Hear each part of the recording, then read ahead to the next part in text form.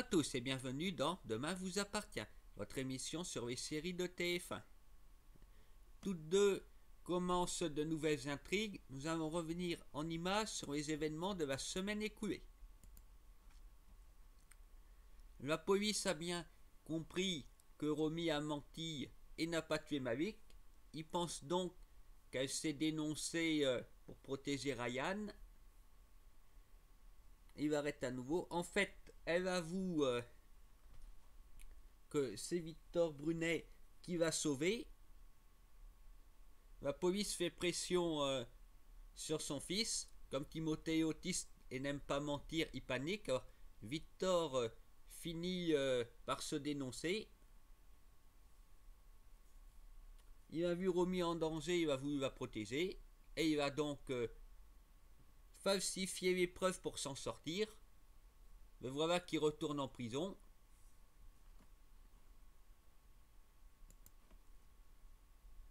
Ryan est maintenant innocenté et il intègre le lycée où il ne se plaît pas pour le moment. Anna, quant à elle, déprime d'avoir perdu l'agrément d'adoption. Et oui, puisque Mavic avait porté plainte pour soustraction de mineurs. Enfin, je pense que ça va pas durer parce que Victor Brunet va être libéré. C'était pour protéger une personne. Mavic a fait sa plainte de soustraction de mineurs, un mineur avec qui il était en conflit parce qu'il ne supportait pas son homosexualité. Il a voulu tuer sa femme, l'enlever, etc. Donc normalement, la plainte de ce genre d'individu aujourd'hui mort devrait passer à la poubelle. On peut aussi s'étonner du fait que il avait trouvé la cachette de sa femme, la police était venue l'arrêter, et aussitôt, le jour même, il a été libéré, et le soir même, c'est là qu'il a été endormir tout le monde à la fête pour enlever sa femme. Il n'a pas perdu de temps. Bref, si la police l'avait gardé plus longtemps, ce ne serait pas arrivé. Quelques minutes, sans doute, parmi la police, on lui dit plus le droit d'approcher sa femme, et puis voilà. Et ça n'a pas été respecté, alors après ça, je pense qu'on peut foutre la paix à Victor Brunet, à Karim, voilà. Vu son casier, trafic de voitures et tout, je pense que c'est plein de bidons. On va peut-être réfléchir en est accepté.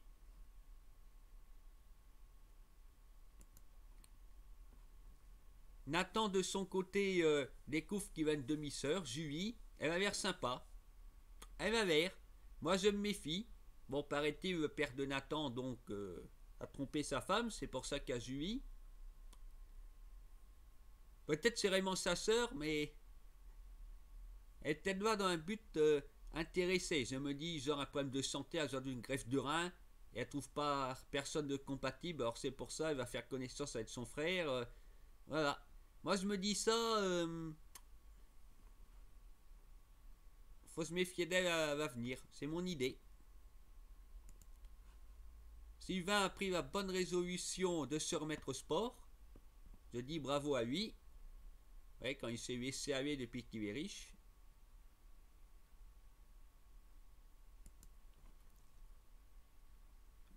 Victoire se console du départ de sa mère en faisant du shopping. Après, elle, comme Sylvain, ils vont aller se promener sur la plage.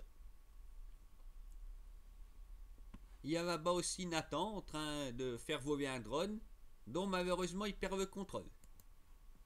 Il va heurter l'avion dans lequel Sarah passait son baptême de l'air. Ce dernier va alors s'écraser sur la plage. Le couple Delcourt est souvent là au mauvais endroit, au mauvais moment. En tout cas, ils vont se dépêcher de porter secours aux blessés. Ils vont faire sortir Sarah de l'avion. Par contre, le pilote, lui, il ne va pas survivre.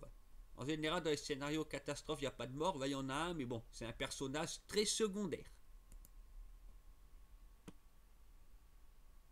Victoire Keteva va pouvoir donner les premiers soins.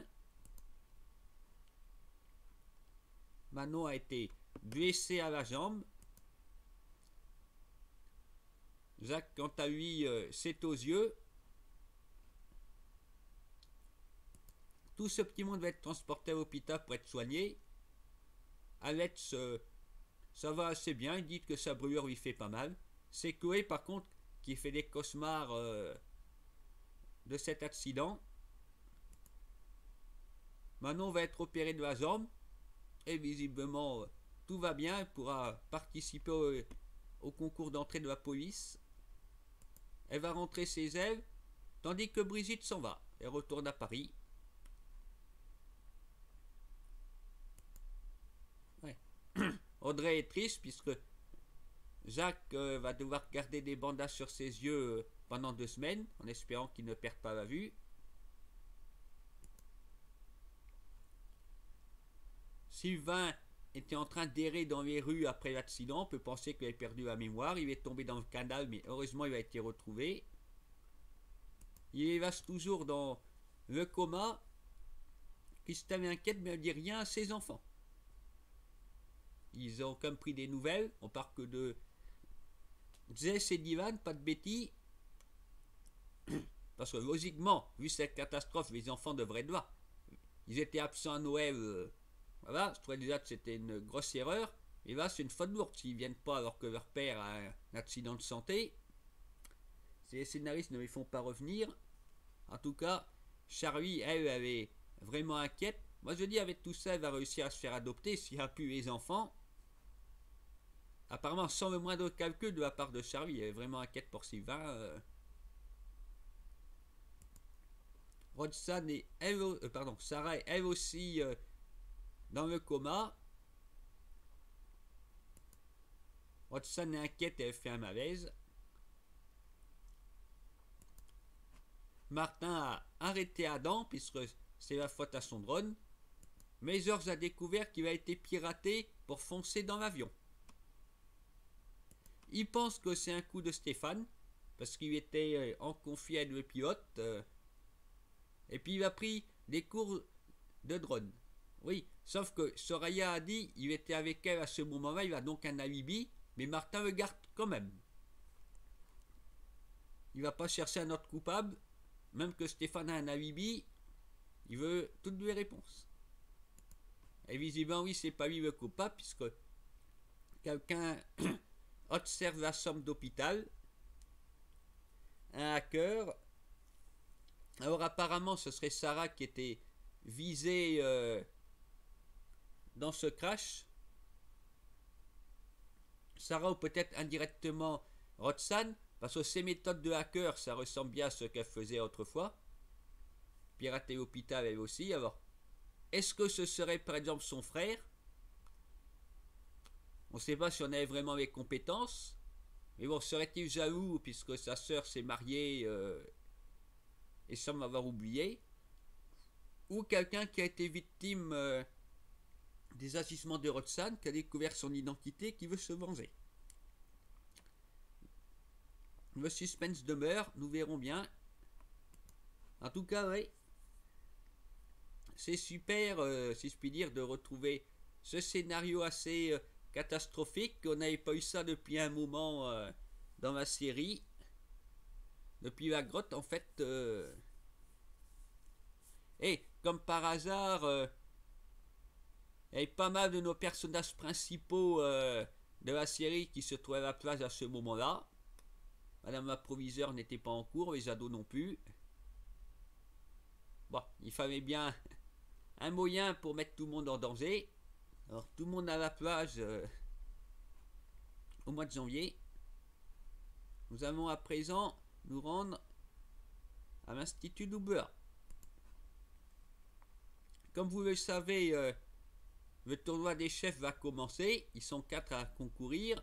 Tessier, père et fils, Meyer et l'infâme Ferrigno. Théo ne peut plus diriger le AA pendant un mois. Il demande donc à Jude de s'en charger après avoir vérifié qu'il en était capable. Ferrigno profite que les commis soient choisis parmi les élèves pour pouvoir favoriser les membres du cercle afin qu'ils aident en retour. il va voler les recettes afin de les préparer. Donc ils vont réussir la première épreuve en trichant. Le problème c'est que ça fait pas mal de conflits entre les membres du cercle. Parce que Samia a dû renoncer à faire équipe avec Ethan. C'est Vic qui s'y met. Normalement elle devait faire équipe avec Mehdi qui n'a pas voulu. Et en plus elle doit recruter Mehdi dans le cercle. C'est un ordre de Ferrigno. Alors elles se rendent compte, oui, que ça crée des conflits. Le cercle existe plus qu'il n'offre en retour. C'est peut-être bientôt fini pour elle, le cercle.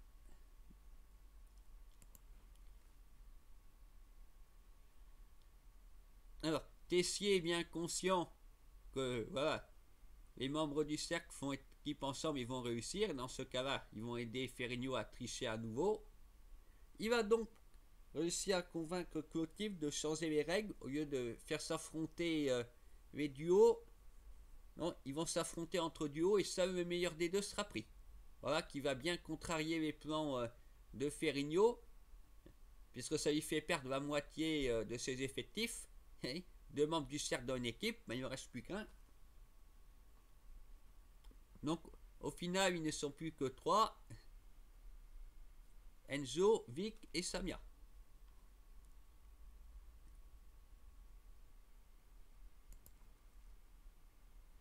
Hortense, en concurrence avec Mehdi, sait qu'elle va perdre. Et alors, elle va saboter son plat. Du coup, c'est elle qui est choisie. Et donc, Hortense, elle se comporte bien comme sa sœur. Je suis déçu. Elle va avouer la vérité à Mehdi, qui est furieux. Il décide de la quitter et de rejoindre le cercle. Comme ça, voilà, une réussite pour Ferrigno. Lui, il n'est pas content d'avoir Charlène en tant que commis. Et il va au moins Enzo. Bah, Tessier, lui, est encore plus furieux de devoir faire équipe avec Tom et Hortense, qui jugent les plus nuls. Il va s'énerver et faire un malaise. Bon, espérons qu'il pourra se remettre pour participer à la suite du tournoi.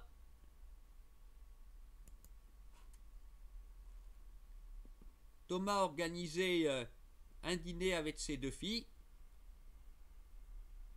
Un dîner un peu surprenant, elles sont placées d'un bout à l'autre de la table. À moins que c'est à cause du Covid, il y avait distance de sécurité.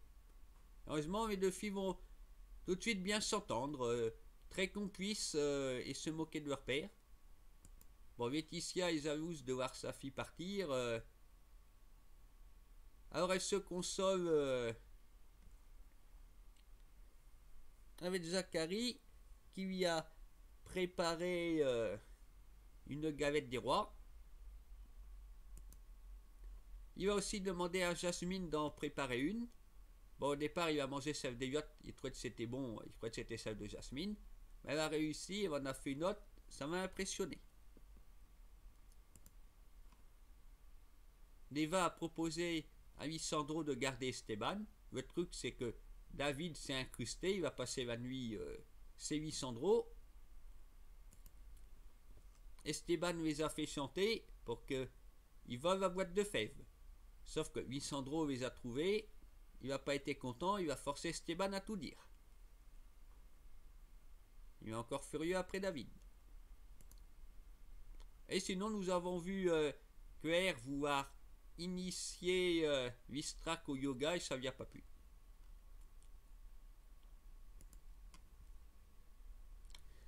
Ça va, et ben, que de suspense dans les deux séries, avec d'un côté ce mystérieux hacker, et sinon le tournoi des chefs qui va enfin voir s'affronter Tessier et Ferrigno, toujours aidé par son cercle.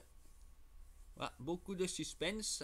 Nous verrons bien ce qui va se passer.